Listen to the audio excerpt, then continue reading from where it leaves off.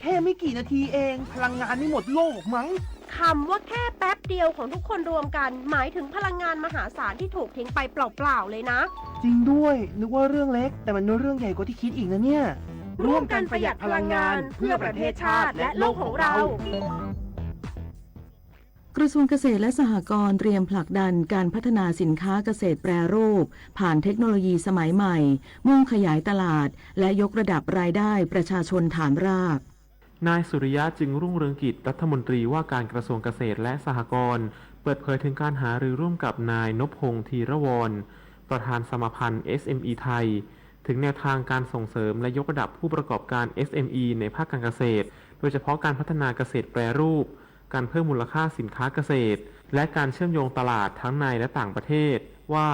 กระทรวงเกษตรและสหกรณ์ให้ความสำคัญกับการยกระดับ SME เกษตรควบคู่ไปกับการพัฒนาเกษตรกรฐานรากโดยจะเร่งผลักดันมาตรการลดต้นทุนเพิ่มรายได้ผ่านการใช้เทคโนโลยีสมัยใหม่ได้แก่ระบบเกษตรแม่นยำการใช้ปุ๋ยอย่างมีประสิทธิภาพ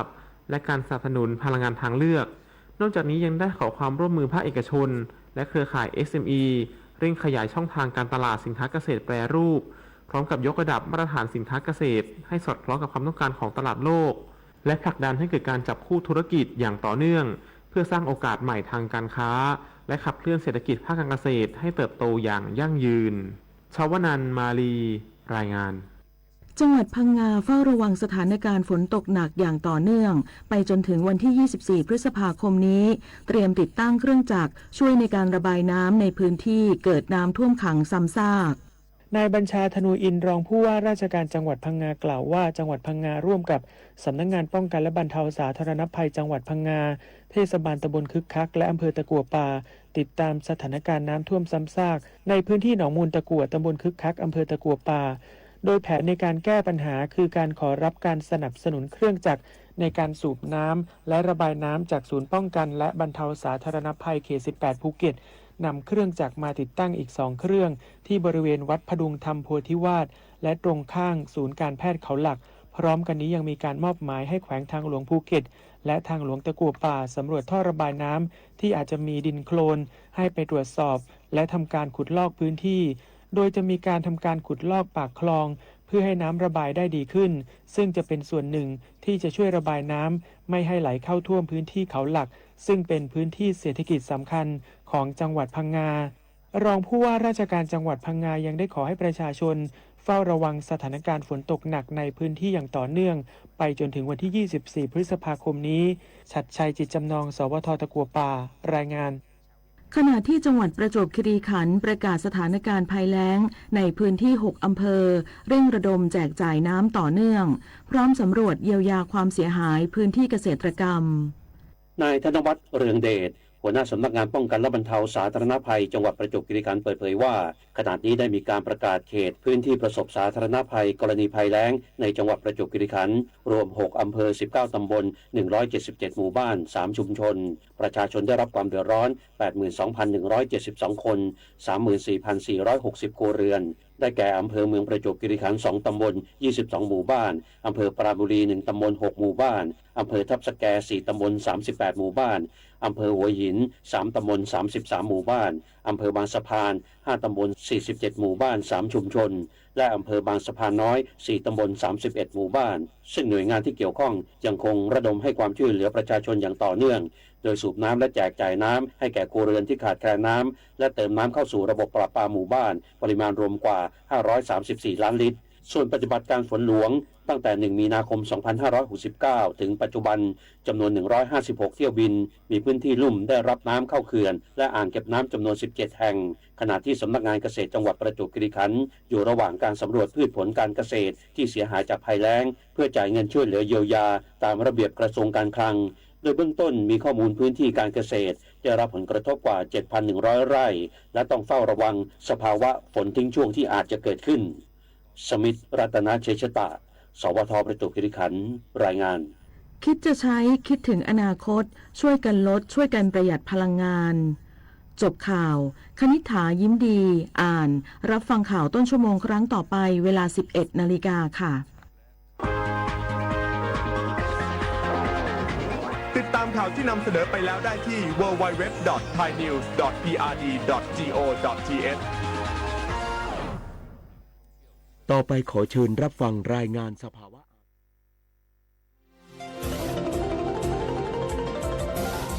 วิทยุแห่งประเทศไทย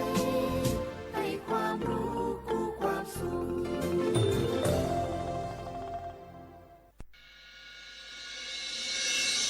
สถานีวิทยุกระจายเสียงแห่งประเทศไทยจังหวัดเชียงใหม่ AM 1476 กิโลเฮิรตซ์สถานีวิทยุภาคภาษาชาติพันธุ์แห่งเดียวในประเทศไทยที่มีความทันสมัยเชื่อถือได้สร้างอัตลักษณ์กลุ่มชาติพันธุ์สู่สากล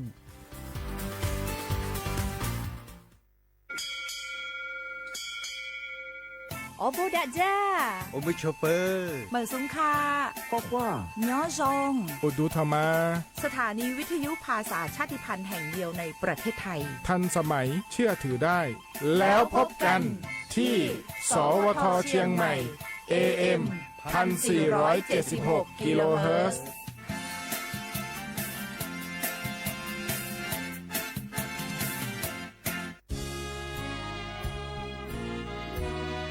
พระบารมีปกเกล้าเพื่อปวงชนชาวไทยจากพระราชกรณียกิจนานับประการที่พระบาทสมเด็จพระเจ้าอยู่หัวและพระบรมวงศานุวงศ์ทรงทุ่มเทพระวรกายทรงงานอย่างไม่เหน็ดเหนื่อยเพื่อประโยชน์สุขของประสบนิกรจากโครงการหลวงสู่การพัฒนาแหล่งน้ำส่งเสริมการศึกษาและด้านสาธารณสุขที่มุ่งเน้นการพึ่งพาตนเองและการพัฒนาอย่างยั่งยืนทุกย่างพระบาทคือการทรงงานทุกพระราชดำริคือพลังแห่งการพัฒนาเพราะประชาชนคือหัวใจของแผ่นดินร่วมเสริมสร้างความรักในสถาบันหลักของชาติโดยสำนักงานประชาสัมพันธ์ที่ 3 กรมประชาสัมพันธ์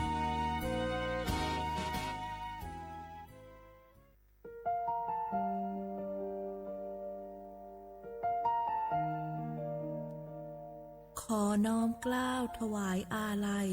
สมเด็จพระพันปีหลวงพระแม่แห่งแผ่นดินผู้ทรงเมตตาเหนือเกล้าขอพระองค์เสด็จสู่สวรรคาลัยข้าพระพุทธเจ้าข้าราชการและเจ้าหน้าที่สถานีวิทยุกระจายเสียงแห่งประเทศไทยจังหวัดเชียงใหม่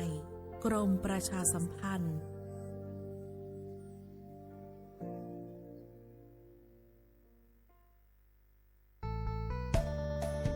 สถานีวิทยุกระจายเสียงแห่งประเทศไทยจังหวัดเชียงใหม่กรมประชาสัมพันธ์ประกาศรับสมัครบุคคลเป็นลูกจ้างเหมาบริการตำแหน่งพนักงานกระจายเสียงภาษาเมียนจำนวน1 อัตราเพื่อเป็นตัวแทนนำข่าวสารร่วมพัฒนาคุณภาพชีวิตชาวเมียนและเผยแพร่วัฒนธรรมท้องถิ่นให้เป็นที่รู้จักผู้สนใจยื่นใบสมัครด้วยตนเองได้ที่งานธุรการสถานีวิทยุกระจายเสียงแห่งประเทศไทยจังหวัดเชียงใหม่ตำบลช้างคลานอำเภอเมืองจังหวัดเชียงใหม่ตั้งแต่บัดนี้เป็นต้นไปจนถึงวันที่31 พฤษภาคม 2569 สอบถามข้อมูลเพิ่มเติมได้ที่ 053-276-068 ในวันและเวลาราชการมังเลี้ยวเอาเก่งเศร้าก็มะเร็งไตวายหลอดเลือดสมองสารพัดโรคค่าใช้จ่ายสูง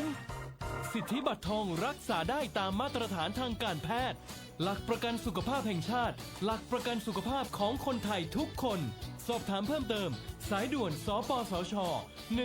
1330ตลอด24ชั่วโมง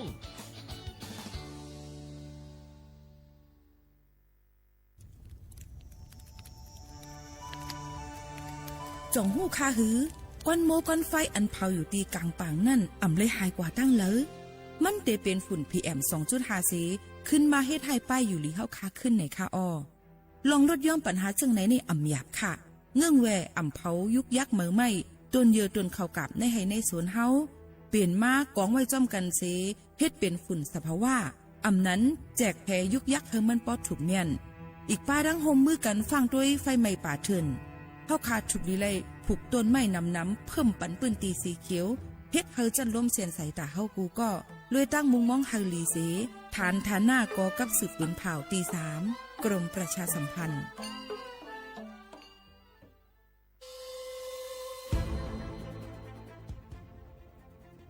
ย้อนผิดหมอกพี่น้องเขามาโฮมเป็นจุ้มเหลียวกันดังเจดอนเก้งใหม่โฮมกันแกลิดปัญหาไฟไหม้ป่าเถินหมอกก้อนก้องก้อนมูและฝุ่นเล็กๆ PM 2.5 ค่ะสั่งว่าโชพันไฟไหม้กับสืบกว่าตึงลาดไลตีอองตีแกลิดปัญหาไฟไหม้ป่าเถินและหมอกก้อนเจดอนเก้งใหม่หมายโฟน0531128808ในค่ะ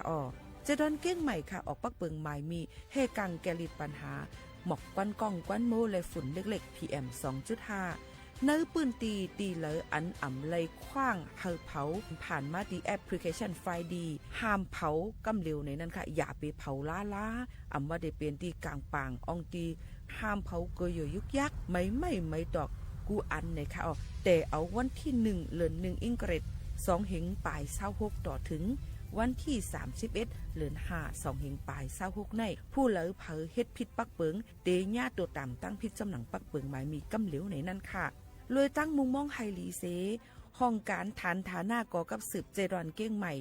มาโฮมเป็นจุ่มเหลวกันดั้งเจดอนเก้งใหม่โฮมกันรักษาสภาวะฟิงตื้นเป็นเฮ็ดเธอจันล้มถวยเจออันลีต้องฟ้าเสียนเสออ่ำมีหมอกกวนกองกวนมู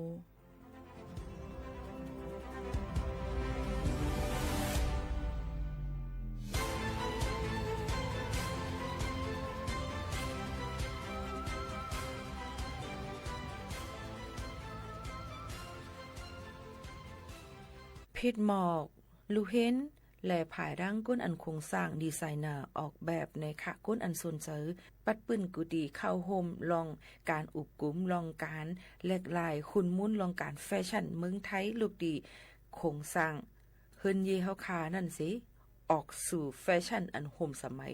จันลุมฝ้าภายใต้ป้ายวนกันออกแบบสร้างสรรค์ในนั่นค่ะย่อก่อการขึงปองให้สร้างลองแฟชั่นปืนแผ่ดังซอฟต์พาวเวอร์สาขาแฟชั่นนะคะรวยดังกรมประชาสัมพันธ์ในนั่นค่ะในวันที่วันที่1ถึงวันที่3เดือนธันวาคม2เหงปลาย26ในอองตีศูนย์การค้าเซ็นทรัลเชียงใหม่ในนั่นค่ะภายใต้ลองเจ้าในก็ได้มีป้าดังก้นอันลงเรียนภายดังดีไซเนอร์แฟชั่นนะคะย่อก็ก้นอันลงเรียนภายพาไทยจื่อเสียงหลังดังเมืองจึงไทยอีกป้าดังเขายักเยี่ยมตัวในนั่นค่ะก้นอันเหตุการณ์ในนั่นค่ะมีอยู่10อองตี1ปากโคของเครื่องใจโฮมกับนังแฟชั่นอันห่างหลีห่างงามถูกดีกว่ายักเยี่ยมตัวยก็ยังแลกเปลี่ยนป้ายหู้เกี่ยวกับไปลองซอฟต์พาวเวอร์ดอนดาได้คืนบอกให้สร้างแฟชั่นนั่นลูกดีจันทานอันคาวันก้นเมืองเสียกว่าสู่เนื้อเวทีลุมฟ้าเห็นหู้ลองการเอาป้ายวนของสร้างไทยน่ะเสียมาเปลี่ยนป้ายแหลกหลายมาเจอให้มันโฮมสมัยนี้นั่นค่ะอย่าไปลืมค่ะตื้อตั้งหลีในครบทบจอมก้นอันโรงเรียนฝ่ายแฟชั่นเมืองไทยแลกเปลี่ยนตั้งหู้มีบาดังแฟชั่นอันโฮมสมัยออกสู่จันลุมฟ้านั่นดูก่อนนะคะลองตั้งเจอในก็ย้อนผิดหมอกปอแม่พี่น้องเขามาอย่าลืมค่ะวันที่1ถึงวันที่3เดือนธันวาคม2แห่งปลาย26อองดีศูนย์การค่ะเซ็นทรัลเก้งใหม่นะคะขอบใจอย่านำค่ะพี่น้องเขาสนใจใครปืนเผาผ่านตั้งห้องปล่อยเสียงสวทเก้งใหม่ปั่นตั้งหูห่มปาดังมีดังซื้อถ่อมแจ้งแล้งหลีกว่าไก่ในปืนตีเจดอนเก้งใหม่กับสืบมาเลยดี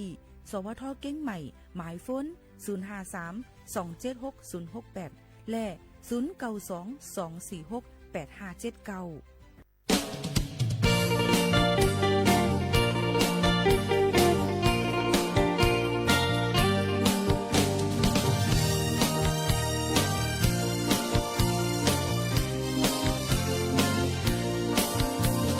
星光芒烈上，星光芒烈上，莫奔要地那波。马勒英哎妈妈妈，马勒仔哎妈妈妈，抱呀被thương，抱呀被來送，思考怪家笨講家平間。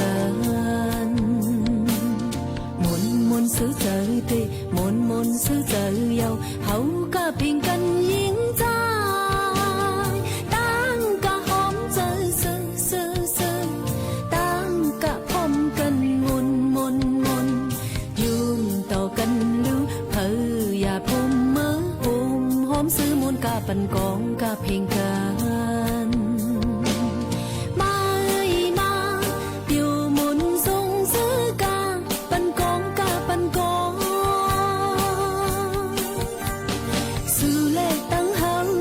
มัน ใครกันพร้อมเพลงเจอกะปันก่อนมาเอ้ยมาอยู่หมุนทรงซื้อกาปันกองกะเพลงกันสู่เลตั้งเฮามันนำเจอปืนกล้วยเป็นปีออกน้องใครกันพร้อมเพลงเจอกะปันก่อน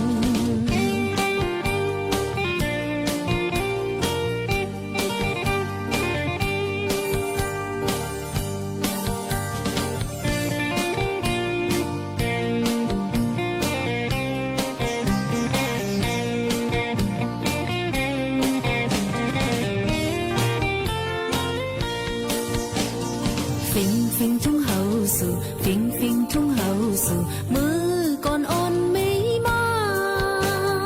ทุ่งฟิงไตเฮาคือไตเฮาทุ่งฟิงเมืองเฮาเมืองไตเฮาไต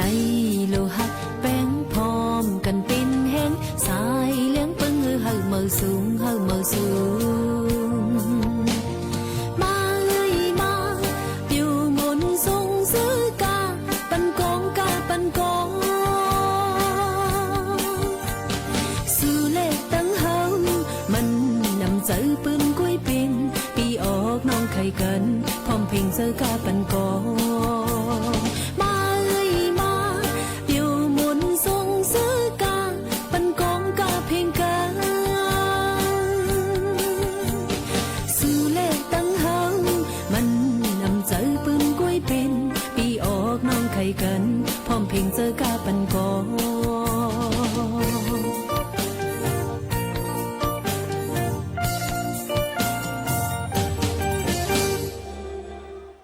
เหมือซุงค่ะเหมือซุงพี่น้องพุงยินถ่อมเสียงแต่เขาตั้งเสียงกูก็กูก้นค่ะผมจ้มฮับตอนค่ะมายินถ่อมเนื้อตอนการภาษาความใต้ตั้งหงปล่อยเสียงสวทเว้งเก้งใหม่ AM 1476กิโลเฮิรตซ์ค่ะตอนการภาษาความใต้ตั้งหงปล่อยเสียงหับการคุณจึงไทยสวทเว้งเก้งใหม่ AM 1476กิโลเฮิรตซ์ตีในอยู่จอมเขายิ่งโมเขาน้นค่ะหกทบจำกันเสแลเอาตื้อตั้งอันลีอันมีมังกราในเสย้อนจุงจันเจอตอนตาพี่น้องพุงยินถ่อมเฮาเขากูก็กูก้นเฮลีเซออนตอนเสเก่ากันกูก็ในคาอออยู่เป็นอ้วยก็อ้อยเซจอมกันดีในเสเฮาขาก็ติคัดเจอเอาเพ่งความหวานหูถูกเจอฝากตวนจู้ถึงปอแม่พี่น้องเฮาเขาให้เลยยินถ่อมจอมกันในวันเหมือนได้อยู่ว่าจังหนังไหนค่ะเอาค่ะข่าวยิ่งโหข่าวน้นเป็นอ้วยก็อ้อยเซพี่น้องเฮาเขาก็หับถอมรายตั้งออมร่วมเรดิโอ AM 1476กิโลเฮิรตซ์ค่ะถอมรายตั้งแฟนเพจ Facebook สวทเก้งใหม่ AM 1476กิโลเฮิรตซ์ในค่ะฝากตอนจุดถึงกันจังหนังไหนค่ะนะถอมได้เพียงความอ่านทางเฮียนฝากตอนจุดถึงพี่น้องเขาค่ะ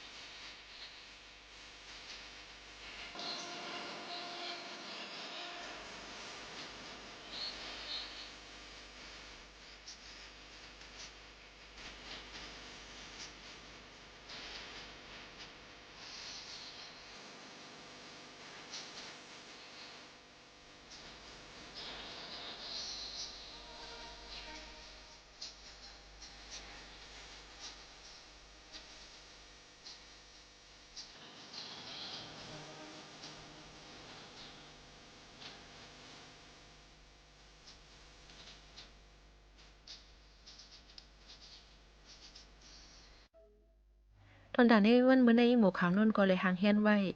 ใครเป็นก้นจึงใน5เนี่ยนั่นค่ะใครเป็นก้นก็อันเปิ้นเข้าหาเนี่ยคัดเจอคืนห้องเฮียนคัดเจอสร้างน้ำกัดคัดเจอเป็นก้นดีแล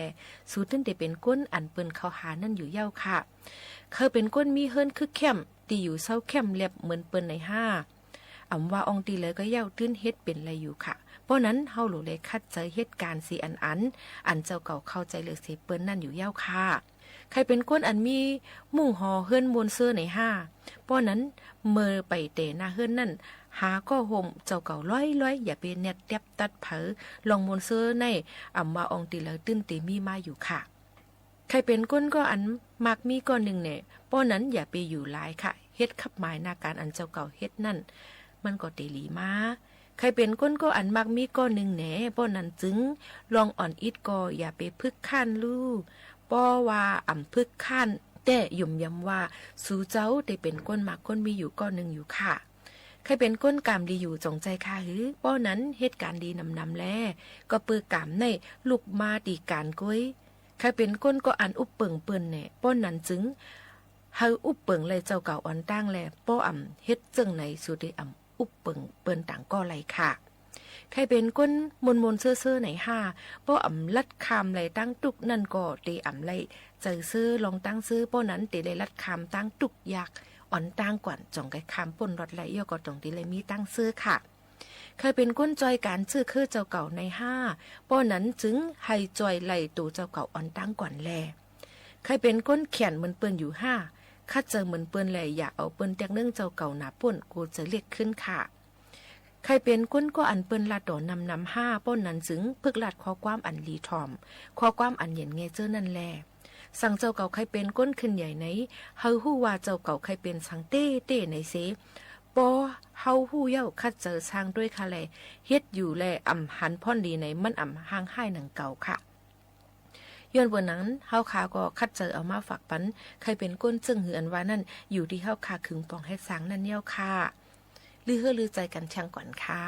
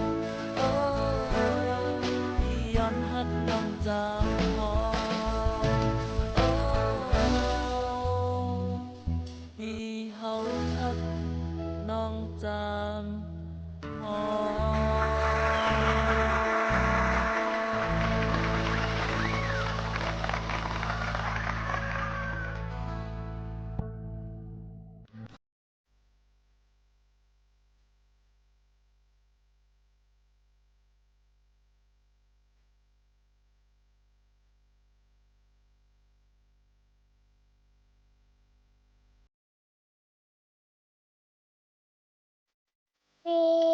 น้องข้าวขาวตึกถองห้องปล่อยเสียงสวทเก้งใหม่ AN1476 GHz ค่ะ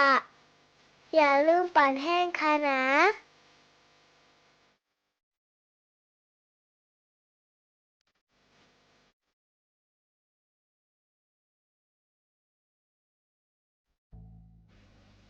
เฮาค่ะมาถ่อมได้ปื้นฮู้ตั้งหันในข้าวฝนกันอิดอีในค่ะเป็นข้าวฟิงฟ้าแรกลายอำเพ่งกำหนึ่งไม้กำหนึ่งกัดกำหนึ่งฝนตกลมแรงลงเจ้าไหนตั้งเป็นในกอจังนำเหลืองมาอำบาลูกอ่อนก้นลงเป็นต้องแฮต้องกว่านำหนาย้อนเกี่ยวเลยว่าเจอแมงไวรัสและแบคทีเรียอันแพร่อยู่ในตั้งกินตั้งย่ำเสแหละเป็นตั้งเป็นไหลเตื้อนนำมาเต้ๆในค่ะอ๋อ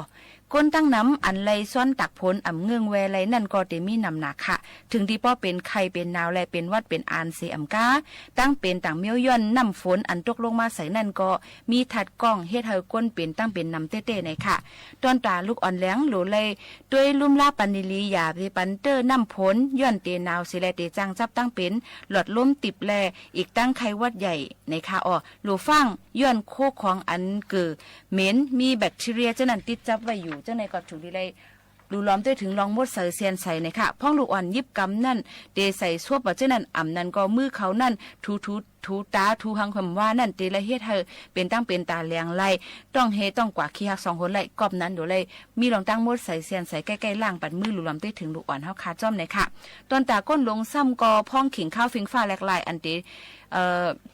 ทบยากำน้ำนั่นก็เจ้าหนังตั้งเป็นหลอดลมหูเจอไข้วัดใหญ่คอเจ็บตั้งเป็นปอดเกอเจ้าหนังในค่ะพ้องออกเฮิรนหือกว่าส่วนกว่าหน้าเจ้านั้นก็ไฮตื้อใส่แคบติ้นอำนั้นก็ซอกติ้นย้อนจังเหยียบย้ายเยียวหนูตาได้ฟังเป็นตั้งเป็นเยียวหนูกันไล่นั่นค่ะอ๋อนี่ก็เป็นลองตื้อตั้งแทงหนึ่งอันเนี่ยค่ะมาฝากตอนทุกถึงพ่อแม่ปีๆน้องๆเขาให้ได้ยินถ่อมจำกันตั้งห้องปล่อยเสียงเฮาค่ะ AM 1476 กิโลเฮิรตซ์ในค่ะ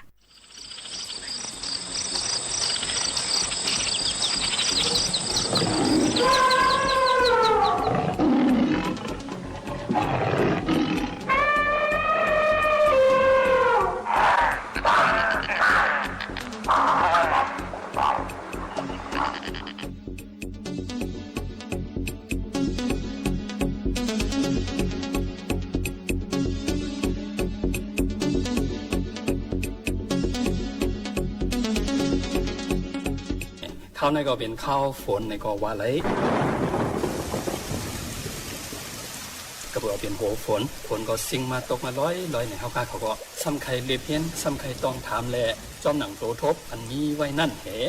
เขาก็เตเลยมาอบมาโอกันเดี๋ยวมันได้มาแหลกลายตั้งหูกันนะคือพี่น้องผู้ดำยินเสียงใต้เขาขาหลายตีตั้งเพราะเตเลยผู้กว่าเนี่ยก็ว่าพี่น้องใต้เขาลองการหากินเลี้ยงด้องจอมหนังฟิงทุ่งหยุ่มยำเขาขานั่นตีในตีซ้ำเต็มเหมือนกันเมื่อหนังว่าไล่หงเขาพักก็ไล่เฮือนตาเฮือนเหนือยังเปิ่งกันของในกระเบื้องในแหละเขาก็ชอบหนังโดทบนั่นแหละเขาก็เตะอะไรมาโอมาโอกันไหนวันเมื่อไหร่ก็ซ้ำเตะอะไรเพียนบอกพี่น้องจอดีพี่น้องเหนือลอยสันลอยเคือในขณะ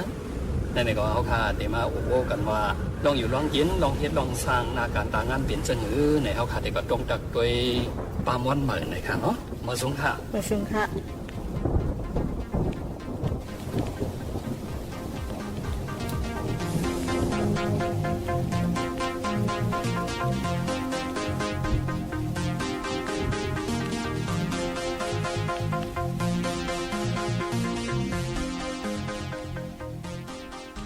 มันเอาปากว่าปิดเนียงมายักเนียงมาเอาไหนพวกกับปิดตีโซนมากก็เอามากเพราะทั้งเรื่องยาวนี้เพราะว่าเฮาเนียงเอมีบ็อกเซา3ชิปไหนได้โหลดใส่พื้นในโคเอาไว้ค่ะว่า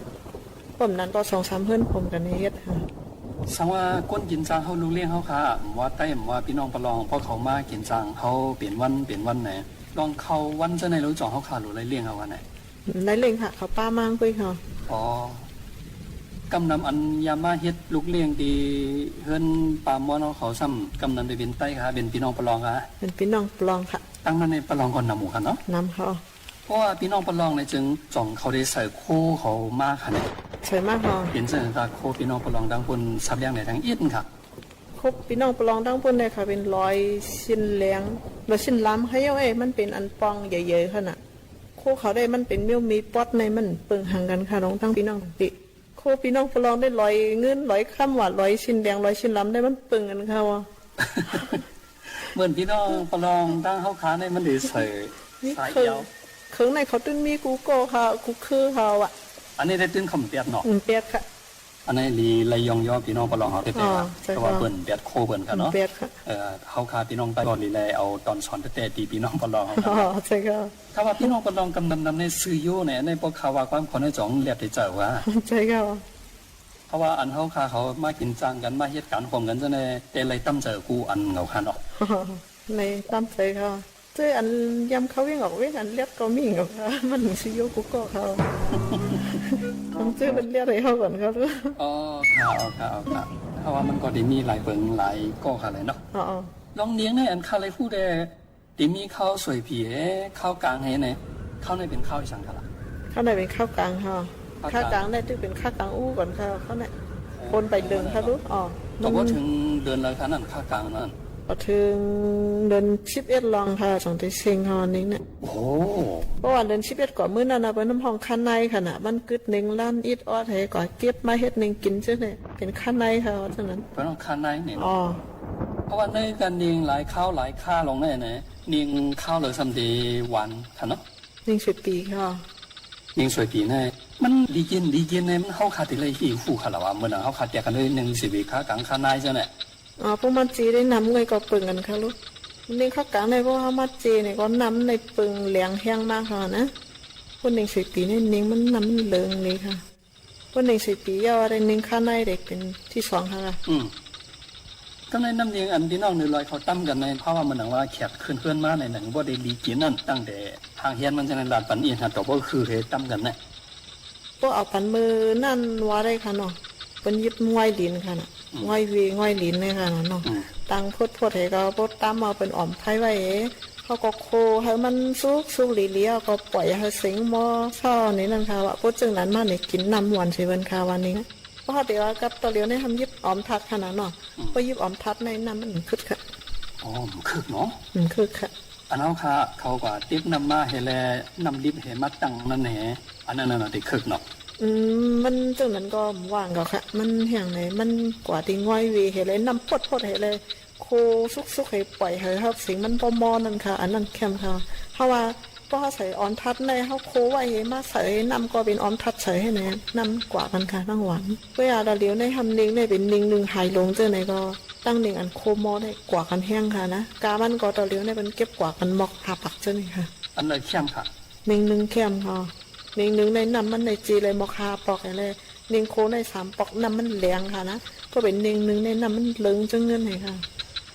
นิ่งในเหมือนเขาขาเขาเนื้อห้องก้อยเห็นหนวดห้องก้อยนั่นป่ะอันไรเจอมือก็จะมันตีหยาบอิ่มป่ะว่าเจอเลยก็ไรเขาอ่ะรักษาในแค่มันนอนเส้นนอนแค่ค่ะว่าเป็นนิ่งน้ำมันก็3ปอกเลย5ปอกในขนาดมันกว่ากันขนาดนั้น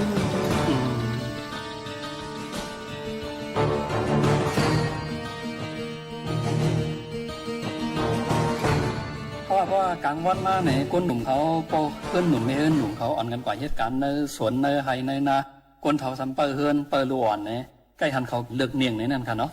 เลือกเนียงในแต่เลยเลือกกูเข้ายามค่ะ1 ปีตีสออกมาจนมันเลิกค่ะเขาว่าก็มีอันลึงมันเหลี่ยมลึงค่ะนะบางเจอยักษ์กี่ก็ลึงนะมันก็เลยเลิกค่ะเขาได้เพราะว่ายักษ์กี่เนี่ยก็มันลึงค่ะลูกรถเก็บค่ะเข้าเลยก็เยาค่ะว่ารถเก็บก็ยักษ์หนุ่มเนี่ยยักษ์หนุ่มเพราะว่าอันไล่ปิดเนียงลันในวันอินค่ะทางพี่น้องหรือลอยคือของเนี่ยไล่ปิดเนียงเลยค่ะตอนเลี้ยวได้เป็นปิดใน2 มาไปหลีค่ะว่ะเพราะ2 มาไปหลีได้เนียงได้มาเฮ็ดเนียงยังก็รถเลิกพาวนะมันเป็นเสื่อค่ะ2 มาไปหลีมี2 มาเฮก็ทำมีหลีแหลมนั่นค่ะเอายักษ์นั่นเลยค่ะก็อันมือกูปอเขายำยักษ์ได้เขายักษ์3 มาไปหลีได้เพราะเฮ็ดเนียงยังสมตาได้ถันนั่นค่ะ3 มาไปหลีว่าอยากปีป่นมาปี2 ปีได้เป็นยักษ์2 มาไปหลีนี่เฮ็ดหนึ่งแหงในรถเลิกค่ะนะเข้มข่าวทางดีนะคะก็ยินบางเจ้าว่ากูนักมันขึ้นในบนบางไอ้3-4 ยอดเท่านั้นค่ะลูกครับนั่นเด็กกำจะล็อกพาไว้ค่ะลูกผมมีล็อกพาก็ยักษ์ป๊อดก่อนว่าอะไรเนี่ยมือน้ำนั่นค่ะอันนี้เกี่ยวกับลองเนียงค่ะเนาะแล้วก็มือข้าเขาย่ำกว่าหันได้มือป้อข้าเขาก่อเอวก่อสิวก่อเจอกันเนี่ยพี่น้องเจ้าเพื่อนเขาใกล้ๆถามว่าตรงนี้ใส่กือเนี่ยนั่นทำมันมีป่องเจอค่ะล่ะนั่นเลยกรรมเขาส่งค่ะว่าเขาเกี่ยวกันเนี่ยก็ใส่มิติอายาสาลีนั่นขนาดคำพองก็มอกินอะไรคำพองเราใส่กือนั่นค่ะลูกต้องในหันเบิ้ลใส่ล้ออย่างแทงเขาก็ง่ายอย่างนั้น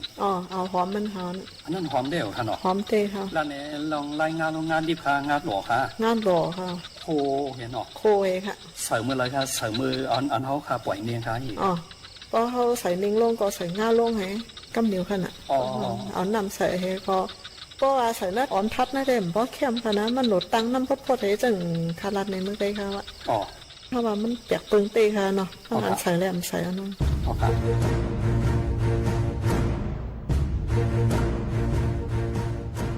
ปานในพี่น้องโดยลอยเขาในการในนำได้แดงค่ะเนาะ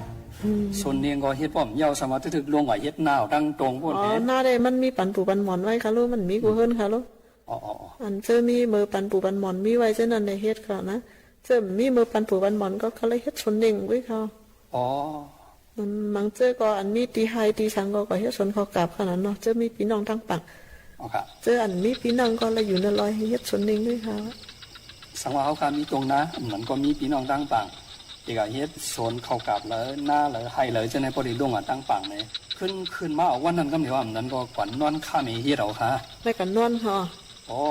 กว่ามาได้ก็ยากับอันรถเครื่องเหลืองได้ก็หลวนมังเจอได้กว่ามาไว้ค่ะเพราะว่ามือกูปอกได้ก็มือรถเครื่องไปยินนำได้เปิ้นวันนอนเอาค่ะเนาะวันนอนเอาค่ะผักวันชาววันเจอในขณะอ๋อ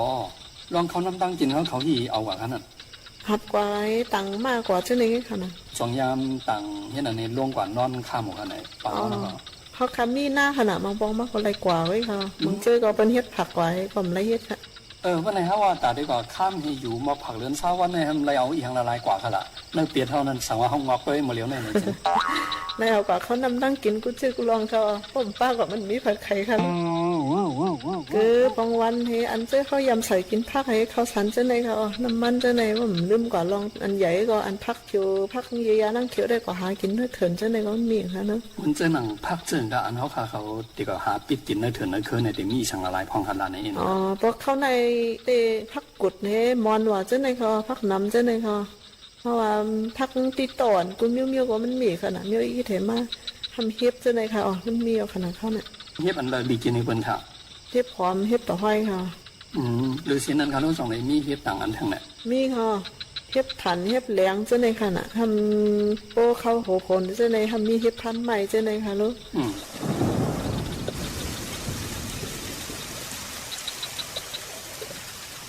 มีกุ้มเยี่ยมๆเขาแบบเฮ็ดต๊อบตัวเฮ็ดปกเจ้าในค่ะเนาะเฮ็ดพันใหม่เฮ็ดพันลิ้นเขาเนาะเพราะว่าอันเฮ็ดคนเฮ็ดยับได้ก็มันก็เต็มมีอยู่กูเข้าเนาะเขาเลยสังว่าเฮ็ดอันออกมาเข้าฝนในเขาค่ะกินยาอะไรเปลี่ยนฟองโหนก่อนในถึงได้ที่เกี่ยกันขนาดกันตะลาวาได้ค่ะเนี่ยมียาเกี่ยค่ะเพราะว่ามันจังว่าขนาดบางเจอกินยาเฮ็ดนั่นเฮ็ดไหนบางเจอได้ก็มือว่ากันก็บางเจอมันถูกเดือดรวมแลเปลี่ยน2คนกว่าจะในขนาดเนาะเขียว2คนอันนั้นเขาขาดที่กระโดดเลยกว่าหาปึงปูเสียให้กันไหนอีกค่ะยาติ๊บต้อมือหนังเขาขาดเพียวเนื้อเถื่อนนั่นค่ะกว่ายาติ๊บต้อเพียวเนื้อเถื่อนได้อ่อนตั้งสุดได้กือได้แก่สิบันค่ะว่ะคือใส่ผักไหนคือใส่ผักขนาดเพราะว่าเขาได้หุงเฮ็ดปรุงสังเจ้าในก็เพราะมีเผือกค่ะเนาะทำผักกับจอนเจ้าในขนาดยาเก่งค่ะ